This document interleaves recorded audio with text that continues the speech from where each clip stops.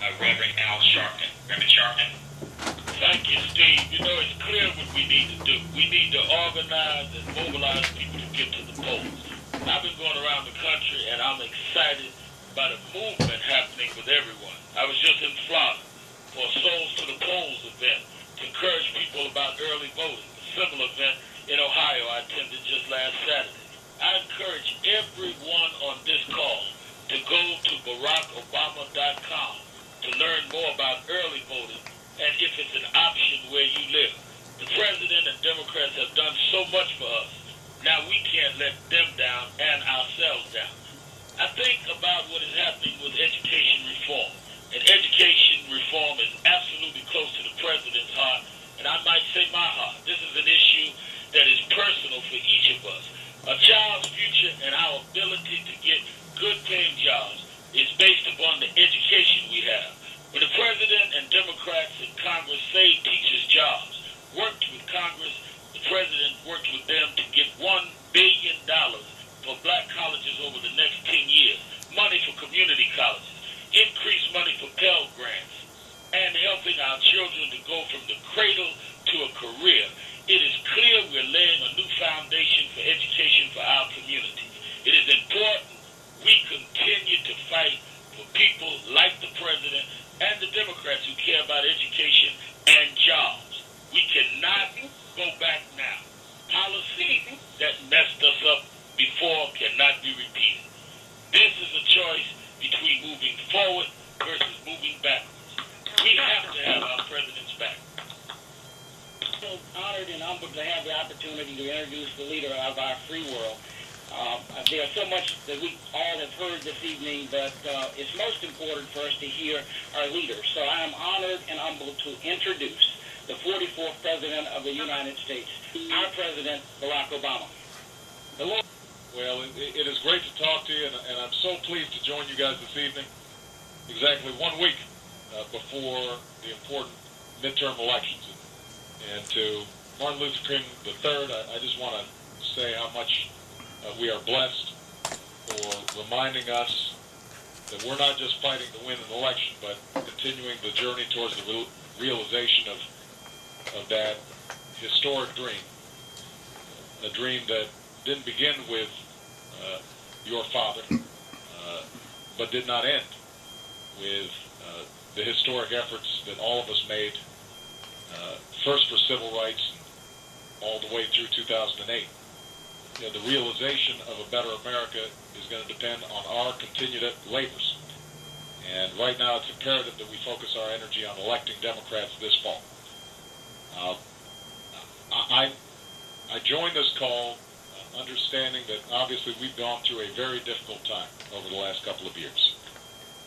But we have made progress, and it is critical that all of you are willing to fight on behalf of our children and our grandchildren. And right now, I firmly believe that means voting Democratic and voting for folks who are going to help advance our shared agenda. Now, my administration's #1 priority is creating the jobs in neighborhoods that desperately need it.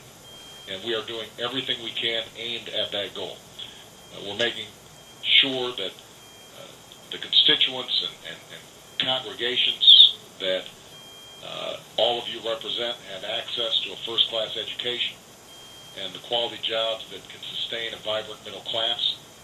We've worked hard to make sure that all Americans, regardless of where they live, can receive affordable, quality health care. We're laying a new foundation for our cities and for our future, and we're trying to move America forward. And the folks who are on this phone right now, you guys have been with us every step of the way. Your support made that progress possible. Because of your help, we kept teachers in the classroom, police and firefighters on the streets. We've been creating jobs in energy and in infrastructure and in transportation.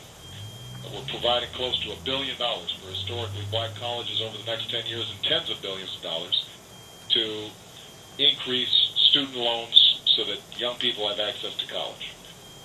We have worked on mortgage payment forbearance so that people who are on the verge of losing their jobs can get the help they need to stay in their homes. Now, we could not have done all of this alone. we did this because we had outstanding Democratic governors and senators and members of Congress from your states. And many of these officials are now on the ballot. And so I need all of you to keep working to make sure that I've got partners here in Washington that can get the job done. My good friend, Governor of Massachusetts, Deval Patrick, who I recently was with at a rally in Boston, said, in 2008 we changed the guard, but in 2010 we need to guard the change. And the reason we need to guard it is because Republicans have been very explicit about wanting to take us backwards. They have opposed us every step of the way. They have opposed middle-class tax relief. They're now trying to hold it hostage for tax breaks for millionaires and billionaires. They opposed health insurance reform. They want to repeal it, going back to a situation where young people could be denied care because of pre-existing conditions. They opposed Wall Street reform.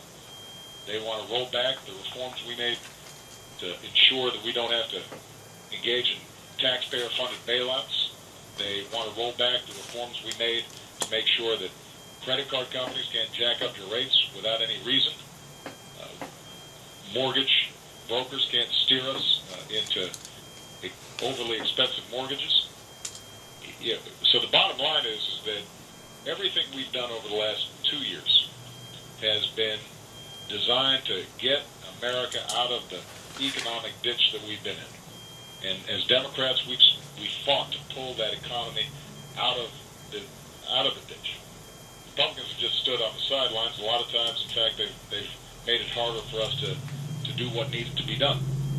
But we can't allow these folks who want us to go back to the policies that didn't work in the past to now be in the driver's seat trying to move us forward.